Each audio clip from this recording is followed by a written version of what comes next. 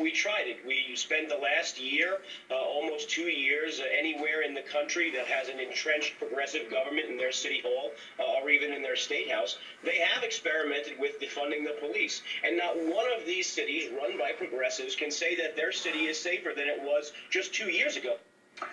New York City councilman there talking about crime. As you take a look at stats around the country, major cities seeing a major increase. New York, 81% increase in shootings from this point last year. Chicago, 33% increase, and that's significant. Chicago had a lot last year.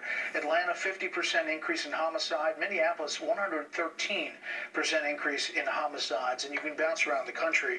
We're back with the panel. Bill, your thoughts on these stats and what they tell us about where we are? Classic question of civil society here in the news.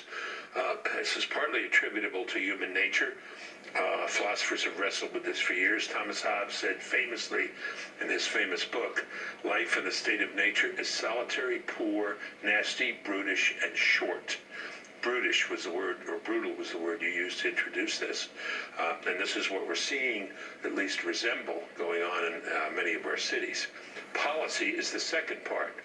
By releasing or getting rid of or thinning out that thin veneer of civilization and protection provided by the police, we are giving encouragement to the worst instincts of human nature to come forward. This is an experiment that's been done 1,000 times before. We shouldn't have to do it again. The evidence is mounting. Maybe if public policy can be reversed. Human nature can't. Public policy can. Ezra Klein talking about the left and police policies and what that means for politics. Take a listen. In a direct way, police are first responders to a lot of violent crime. There is good research that they prevent it. And I do worry about both politics and the outcomes of the left and police sort of primarily seeing themselves in some kind of fight with each other. Do liberal politicians right now have an answer on violent crime? If you say to them, what should we do about violent crime? Do they have something they can say back?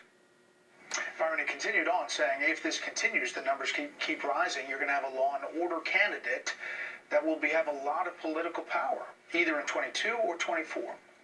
It seems like that has to be the case. I mean, you can say now the weather's getting warmer or coronavirus has driven all of us a little crazy for the last year, but these increases are stunning, and they're coming at a time in which there is extraordinary anger at the police, which the defund the police movement, which had been around for a few years, just took off in 2020 when some cities like Minneapolis, you just gave us the numbers for Minneapolis, 113% increase in homicides, have actually started to try to defund the police, and with disastrous results.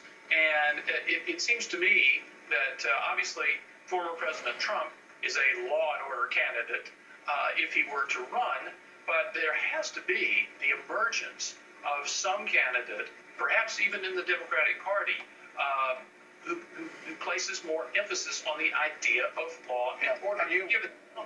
You look at the New York mayor's race, that's changed the perspective there on the ground in that, Mara. Your thoughts overall?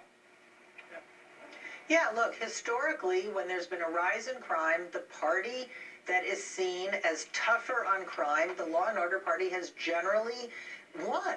And that's the danger for Democrats. If they become identified with this defund the police, now I would say that was only supported by a minority of Democratic candidates. Joe Biden explicitly was against it, but it was used very effectively against Democrats writ large in 2020, and I think it's going to be used again by Republicans in 2022. So Democrats have to be for a platform that says we want to keep our communities safe, and at the same time we want to reduce killings of unarmed people by the police.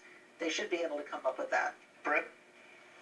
Well, Joe Biden was for defund the police before he was against it. You remember, recall last year during the campaign, he talked about reallocating resources away from normal law enforcement into other things before he realized or wised up to the fact that the defund the police is bad policy and even worse politics. But I don't know that his party can easily get out from under the label of supporters of defunding the police. Their sympathies generally seem to be against the police, against law enforcement, and that's the posture that they're in now.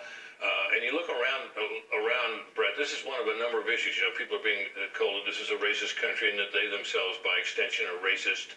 We're being told that our history isn't what we thought it was, and so on. The coronavirus shutdowns, I think, are becoming increasingly unpopular, and as in retrospect, even more so than they were when they were going on in full cry. There's a lot of potential backlash out there, which I think, and we'll see evidence of it in 2022 during the midterms, and perhaps well beyond. These are problems I think at the moment constitute an opportunity for Republicans if they have the wit to seize them. We'll see. When we come back, tomorrow's headlines tonight with the panel.